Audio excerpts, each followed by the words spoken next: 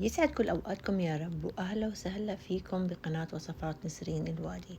اليوم رح نعمل وصفة لسمك مشوي على الفحم.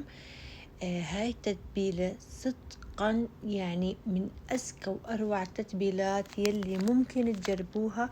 فعلا فعلا عن جد أذكى من حتى المطاعم والمحلات. يعني السمكة بس طلعيها بالفحم حتحسي إنه عن جد أذكى من المطاعم والمحلات. راح أعطيكم شوية تكات وأنتم تشووا على الفحم وهيك لحتى تطلع معاكم بتضاهي المطاعم. وهاي تتبيلة مشابهة لتتبيلتي قبل اللي كنت أعملها للفرن، بس شوي عدلت عليها لحتى تصير تلائم معانا للفحم. تابعوني لنشوف المقادير والطريقة سوا.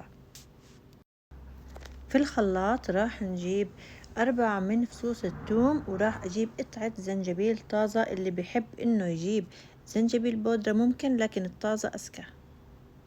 البهارات يلي معنا 4 اللي هم ملح، فلفل أسود، كمون، وبهار سمك. هون عندي عصير ليمونتين، وهون راح أضيف معلقتين صلصة بندورة ومعلقة من دبس الفليفلة اللي مو متوفر عنده ممكن يستغنى عنها. هلا راح أضيف ربع كوب من زيت الزيتون، وراح أضيف كمان شوي من الكزبرة الطازجة. أنا بفضلها على الكزبرة الناشفة أو المطحونة. معلقتين 3 معالق من الخل، وكلهم راح نضربهم مع بعض بالخلاط لحتى يتجانسوا. هلا السمك يلي أنا جبته سمك لوت، وزن السمكة تقريبا 2.5 كيلو. فتحتها سنجاري يعني من الظهر مش من البطن، بنفتحها من الظهر. راح أحط عليها التتبيلة من البطن ومن الظهر ومن جميع الجهات، بس أكتر شي بركز عليها من الداخل من عند اللحم لحتى يتغلغل فيها النكهة. وأنا دائما بتبل من قبل بيوم وبخليها لتاني يوم لتصير معنا أطيب.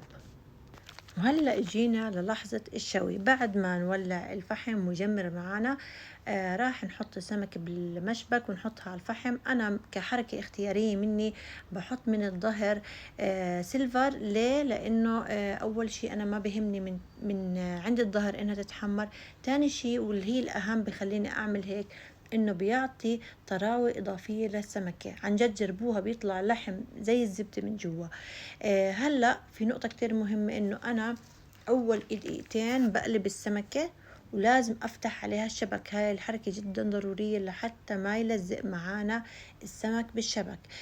اول وجهين نعمل هيك بنفتحهم، وبعد هيك بنخلي كل 10 دقائق ولازم نضل نفتح الشبك لحتى ما يلزق.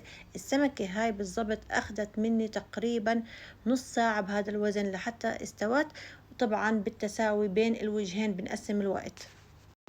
ما شاء الله تبارك الرحمن، هذا بس طلع عن جد الطعم خيلة، عن جد الطعم خيلة. يعني حتحسوا انه فعلا عم تاكلوا سمك من المطعم. جربوا هالوصفة وان شاء الله انكم تدعوا لي. واذا عجبتكم ما تنسوني اول شيء من صالح دعائكم، وبتمنى تشتركوا في القناة وتفعلوا الجرس ولايك للفيديو.